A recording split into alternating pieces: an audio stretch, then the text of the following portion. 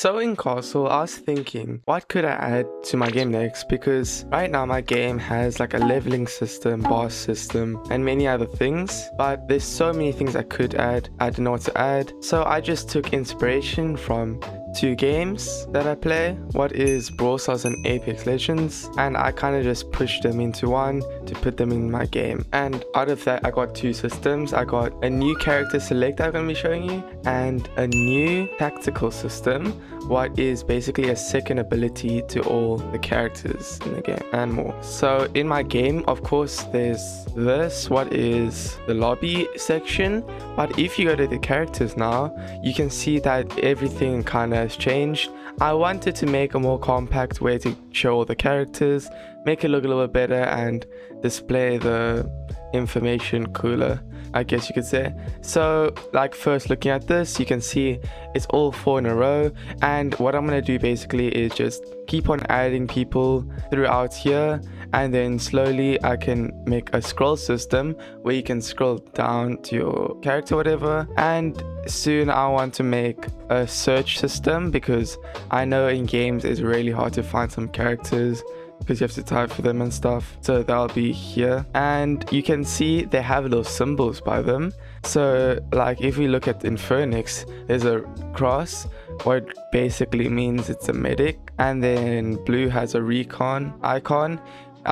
This is because I made the different classes for the different characters here, and this was just to distinguish them in a certain path, because I also added their gadgets relative to their kind of class, and there's different things every single class does. So if we look at the Recon class, the Recon class can see enemies off the map by showing a little symbol anywhere on the map, and the same thing for boss for them. And I didn't add this yet, but later today I'm gonna add a system where they uncover stealth zombies. So when a stealth zombie comes to them, they just don't become stealth anymore and can't go back to the stealth mode, because they're in the radius of blue, what is the only recon.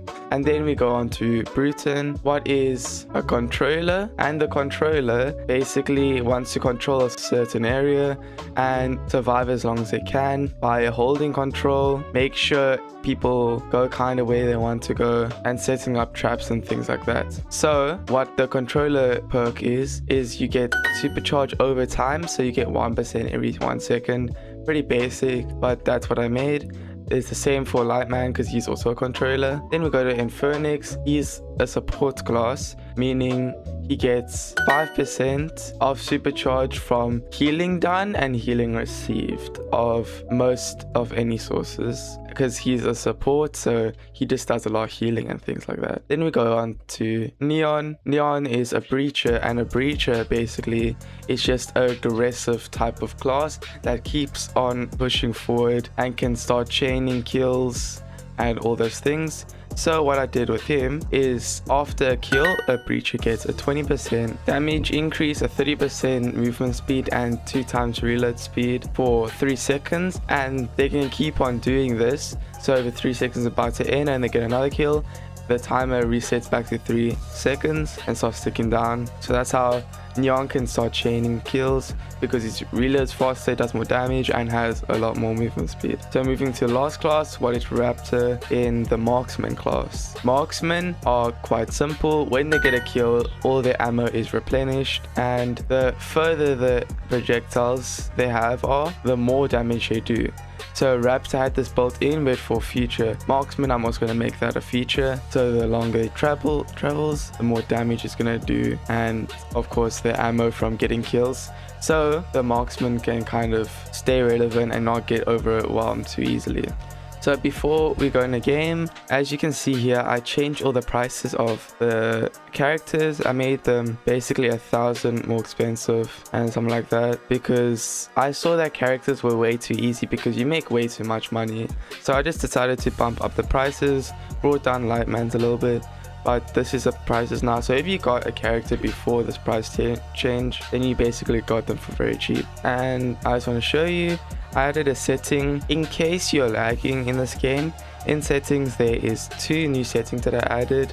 there's visual effects and number indicators. So basically, visual effects is all the effects, like when you collect something, then it makes this green circle go big and fade out and things like that. And then number indicators are just the damage numbers, the heal numbers, all those things, and especially the damage numbers.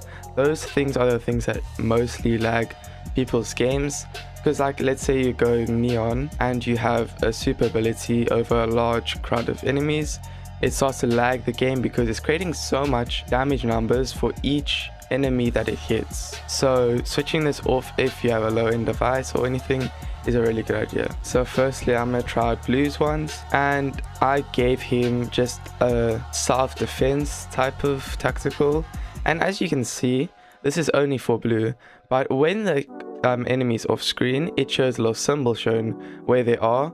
So this is the Recon perk, and it just tells the person where the enemies are coming from, because they're Recon, and Recon kind of know a lot of information about what's happening, and then they can just like shoot in that area or run the opposite direction of where all the enemies are spawning. When this map gets more diverse, this will become more useful, because right now we know they're all coming from 4 directions only, but it can be helpful sometimes because you can just spam in the direction. So now if I group up all these enemies and use my tactical, it makes a big blast that kind of pushes them away, and that kind of just creates some seconds of self-defense for Blue.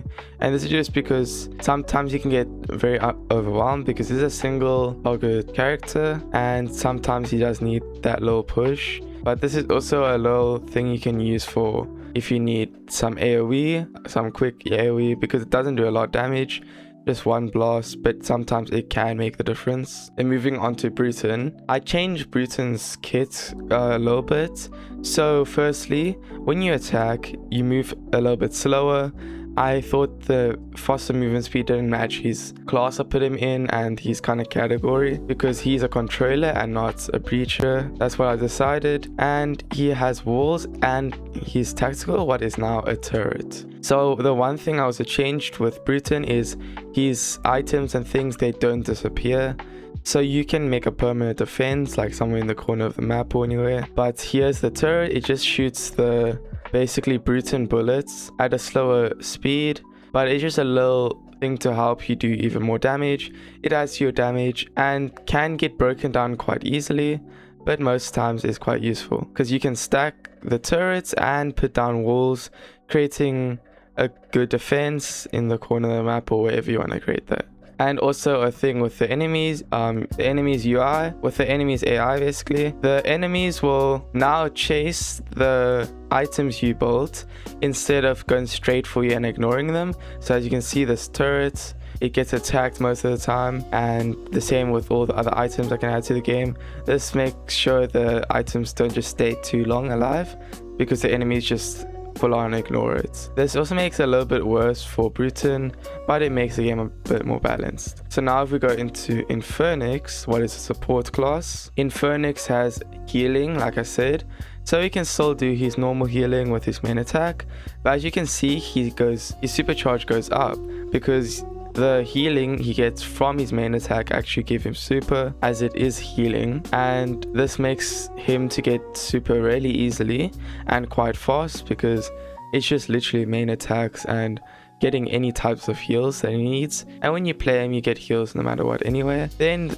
the tactical is just a puddle of healing that heals you for 50 every second, as you can see, and it doesn't do damage or anything. It's literally just a healing puddle in case you need that extra healing or you just want to stack even more. Then after that we have Lightman, who's also a controller, or gives super over time. His super is bugged right now, but I'll fix that. So basically his tactical ability is just a barbed wire, and this is because he's a defender, because his super damages people and slows people, and his barbed wire creates a little area what also slows people, but when they walk on it, then they destroy the barbed wire and it's just to create some slowness in case you need a little bit of space, because if they don't move too fast through it or whatever, then they just get slowed, and this can help him a lot in his controller class. Then Neon next, who's a breacher, and like I said, the breacher class is just aggressive, so I boosted his movement speed, and I also gave him a tactical ability. What doesn't match a whole lot with the breacher class, but it's just some self-defense basically, just creating projectiles everywhere, giving them slight knockback. And as you can see, once Neon kills someone, it makes a skull, and then he gets red eyes, meaning he's in breach mode. And this just gives him a lot faster ammo reload and a lot of damage and movement speed, just making it easier to get a lot of kills and start chaining them a lot faster. Also made his attack projectiles a little bit faster, so most people can output a lot more damage. The last person is Raptor. For Raptor, I took a little bit of a different approach. So because like Raptor sometimes doesn't have enough mobility, as he's a sniper, but he always wants to get away from the people. So I made this tactical that dashes you away from the person, creating a little effect that slows people and does damage if they walk through it and disappears within a few seconds. But this is on a 15-second cooldown, and you can literally just use this if you're too close to a bunch of enemies and you really want to dash away to get more damage. You can press this gadget or this tactical and, you know, dash away and be able to kill them. And with this, you can slightly change the direction of how you move and things like that. So for example, if you don't want to move a lot, if you just simply move forward and press it, then you can literally just make it at your feet, because you're counteracting the movement of backwards with forward movement. And if you want to move very far away, all you have to do is just walk back while you're into it, and you get a longer dash overall. So that was the update for today, guys. Thank you guys so much for watching. Thank you, Brennan, and some other people who helped me with this game. I'm gonna keep on getting crazy updates, making this game even better. So see you guys next time, and bye bye.